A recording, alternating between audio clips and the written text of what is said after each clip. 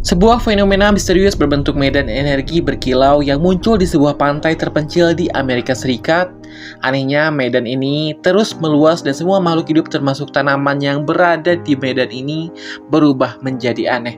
Beberapa militer sudah dikirim ke sana, tetapi semuanya tidak pernah kembali, guys. Dan mereka menyebut medan ini sebagai The Shimmer.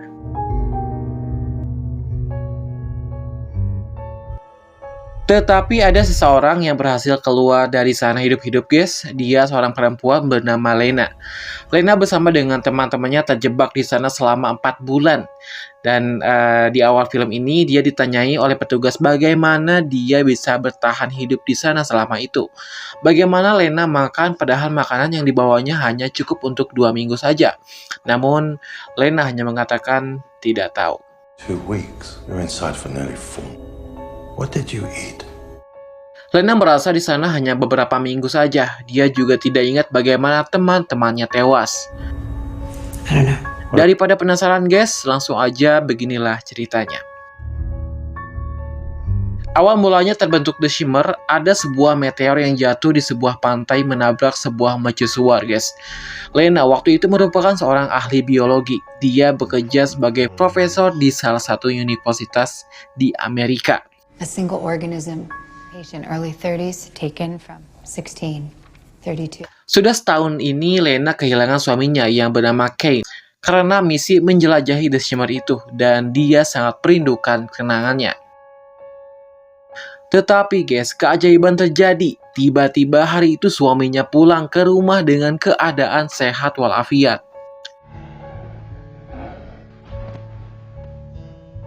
Begitu Lena menanyai tentang The Shimmer itu, bagaimana caranya dia pulang, jawaban Ken hanya tidak tahu. Where it was. Tak lama setelah itu, yang tadinya Ken sehat-sehat saja setelah dia minum, tiba-tiba dia mendadak pendarahan dan terpaksa harus dibawa ke rumah sakit.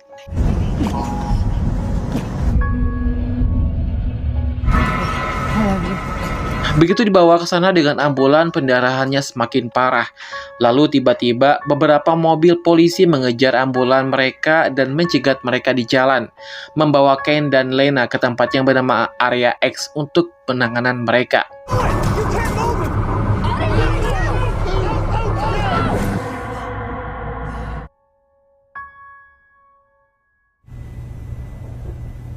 Di Area X, Lena bertemu dengan Dr. Ventress. Dia seorang ahli psikologis sekaligus pemimpin di sana. Dr. Ventress sempat menanyakan beberapa pertanyaan soal Kane pada Lena untuk informasi, sebelum dia menunjukkan langsung posisi mereka berada di dekat Shimmer itu.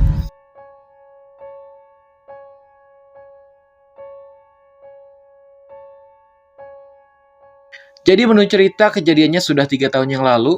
Petugas Taman Nasional menangkap adanya keanehan di sebuah mercusuar yang dikelilingi kilauan cahaya, guys. Mereka sudah mengirimkan beberapa orang termasuk Kane untuk misi penjelajahan medan berkilau itu, tetapi pada akhirnya tidak ada yang kembali. Hingga kemarin ada kabar tentang kepulangan Kane, sehingga mereka ingin informasi lebih lanjut tentang situasi di sana. Ada apa sih di dalam sana?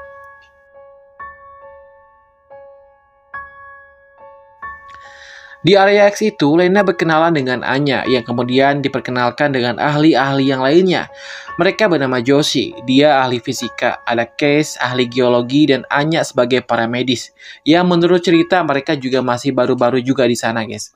Dan ada informasi kalau para ilmuwan itu akan dikirim langsung ke The Shimmer. Setelah mereka tahu ada yang selamat dari sana, yaitu Kane, Lena memilih untuk diam untuk menjaga privasi mereka. Setelah mengetahui kalau para ilmuwan itu berencana akan masuk, Lena sukarela untuk ikut bersama mereka. I can't do anything from here. Begitu waktunya tiba, totalnya ada 5 orang yang menjalani misi ini. Ada Lena, Josie, Anya, Case, dan Dr. Ventress yang memimpin tim. Mereka masuk ke The Shimmer untuk mencari asal-usul fenomena tersebut.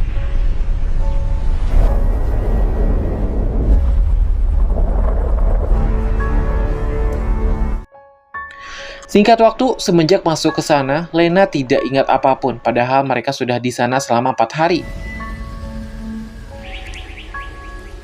I don't remember anything. Been out here for at least Alat elektronik bisa digunakan, tetapi mereka tidak bisa mengirimkan informasi keluar.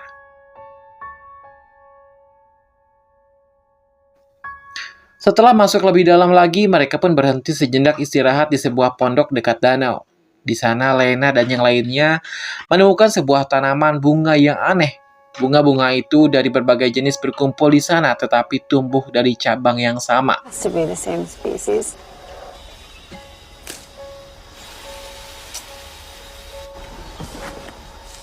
You'd sure as hell call it a Bethel. Josie memeriksa pondok itu, tidak menemukan apapun. Tetapi begitu dia keluar, And maybe even before.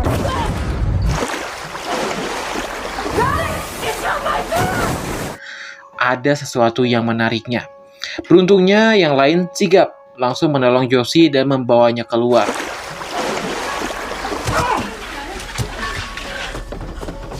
Let's sit you down. Tak lama sesuatu keluar dari pondok itu, yang dimana ternyata yang menarik Josie tadi adalah seekor buaya besar.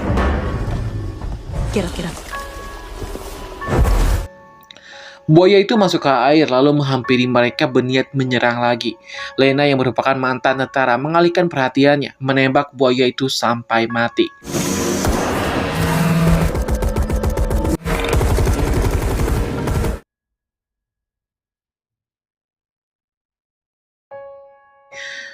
Begitu diteliti, Lena menemukan struktur gigi buaya di sana berbeda dengan buaya biasanya. Buaya itu memiliki gigi seperti gigi hiu yang bermutasi, guys. It's making giant waves in the jungle. You can't crossbreed between different.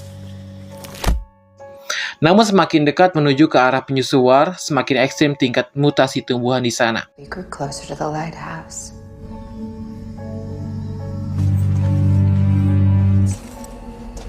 They're everywhere. Mereka menemukan sebuah bangunan kosong, jadi semuanya memutuskan untuk menginap di sana.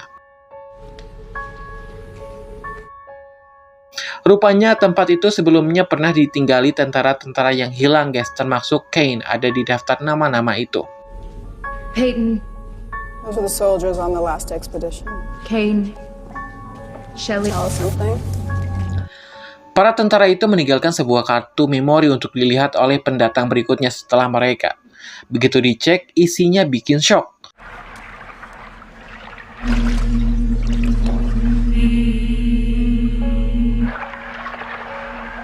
Sebuah video yang menayangkan ketika beberapa tentara termasuk Kane sedang membelah perut temannya sendiri untuk menunjukkan ada sesuatu di dalam perut mereka.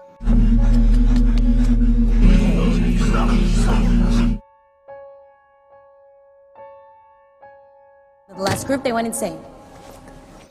Setelah itu di ruangan lain mereka menemukan mayat yang sudah menyatu dengan jamur yang diyakini merupakan salah satu tentara yang hilang itu. Lena terbangun, menemukan sel-sel yang diambil dari jamur tadi mengalami keanehan. Lalu dia pun bergabung dengan Dr. Ventress untuk berjaga jam 3 pagi. It's a small community. What was that? Apa yang terjadi ketika mereka sedang mengobrol, tiba-tiba ada suara dari kegelapan. Don't know. See anything? No. Sesuatu telah membobol sebuah pagar. Suara itu membangunkan beberapa orang termasuk Case. What happened? I heard a noise. Tiba-tiba Case diserang oleh seekor beruang, lalu diseret menjauh dari mereka.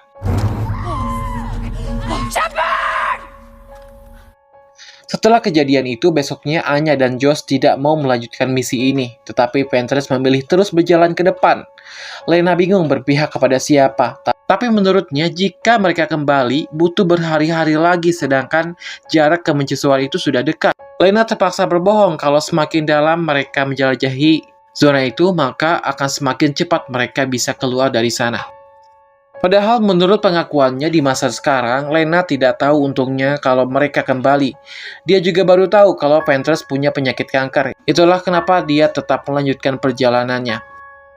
Ketika mereka sedang berjalan, tak sengaja mereka menemukan sepatu Case yang ditinggalkannya. Mereka percaya Case masih hidup, jadi Lena ditugaskan untuk mencarinya. Lena menemukan Case di dekat sebuah pohon, tetapi sayangnya dia sudah tewas.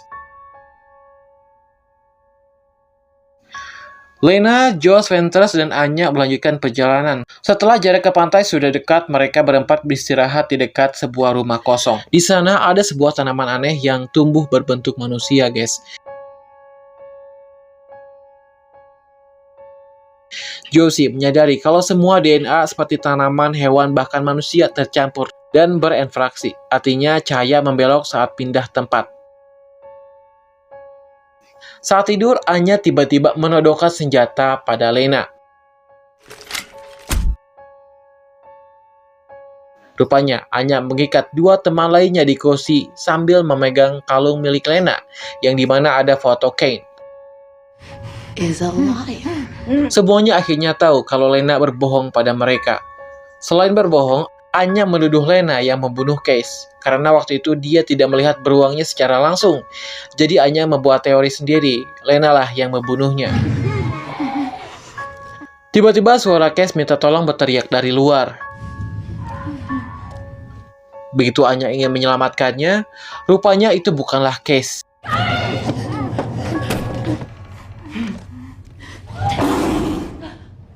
Dia adalah beruang yang menyerang Case yang bisa menirukan suara korbannya.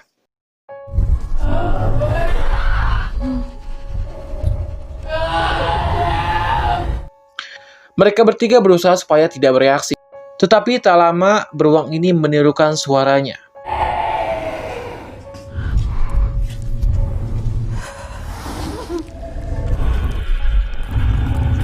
Tiba-tiba Anya datang menolong mereka. Rupanya dia masih hidup, guys. Beruang itu langsung mengarah kepadanya. Dia diserang dengan brutal sampai benar-benar tidak bernapas lagi.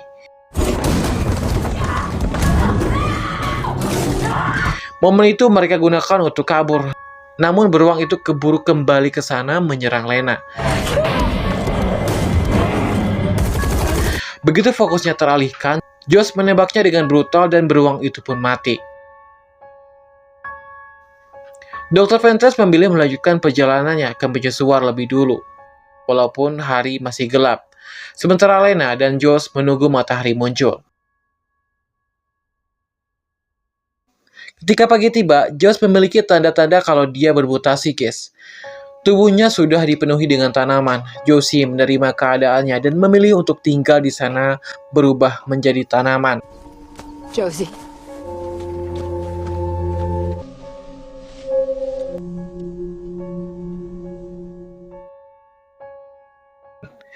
Lena melanjutkan perjalanan sendirian. Tersisa dia dan Dr. Ventress yang menunggunya di mercusuar. Begitu sampai di sana, Lena melewati pohon kristal yang begitu indah, guys. Dan setelahnya dia pun sampai di mercusuar.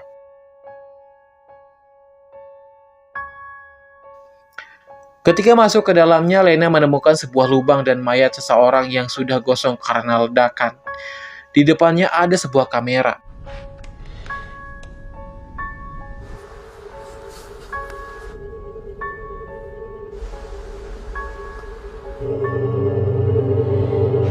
Begitu dibuka, isinya ternyata rekaman suaminya sendiri. My flesh moves. Kane mengaku di dalam tubuhnya semua daging-dagingnya bergerak. Dia tidak kuat menghadapinya. Kane mengambil sebuah granat melakukan percobaan bunuh diri. Fakta pahit yang harus diterima Lena melihat suaminya sendiri harus berakhir mengenaskan, guys. Dan anehnya, ada entitas lain yang menyerupai Kane, sangat persis dengannya. Sudah dipastikan dialah Kane yang pulang ke rumah.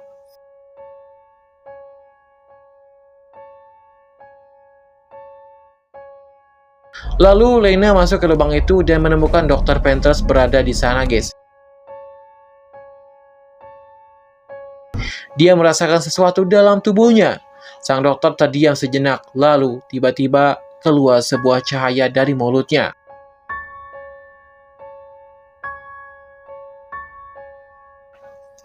Semua bagian tubuhnya bersinar menjadi partikel-partikel kecil terpisah dan melebih, dan langsung lenyap. Lalu cahaya-cahaya itu berubah menjadi benda melayang seperti mata. Tanpa sadar, setetes darah Lena menetes ke dalamnya dan menyebar membentuk tubuh baru menjadi alien.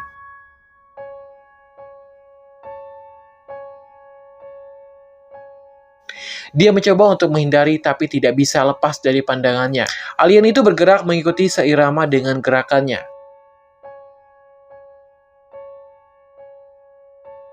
Lena mencoba cara lain dengan melawannya, tapi alien itu punya tenaga yang lebih besar. Dia bahkan hampir membunuh Lena dengan menghimpitnya saat Lena mencoba kabur.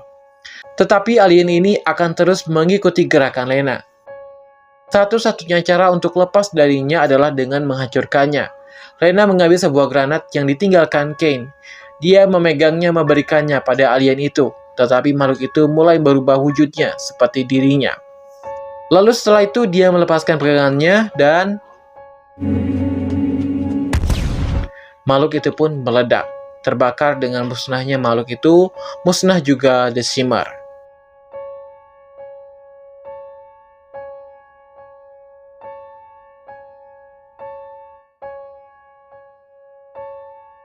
Hutan itu berubah menjadi hutan biasa. Lena akhirnya bisa pulang dan dia menjadi satu-satunya orang yang selamat. Di akhir cerita, Lena dan Kane bisa bertemu lagi, walaupun bukan Kane yang asli, namun Lena berusaha menerimanya. Mereka berpelukan, tetapi mata mereka masih bersinar, menandakan kalau ada perubahan yang masih tersisa. Film ini mengajarkan bahwa musuh terbesar manusia bukanlah makhluk asing, melainkan diri sendiri. Dengan mengenali dan menerima diri sendiri, manusia bisa mencegah kehancuran dan menemukan jalan untuk bertahan. Terima kasih bagi yang sudah menonton sampai akhir. Semoga kalian terhibur guys. Kasuki pamit, sampai bertemu lagi di video berikutnya. Bye.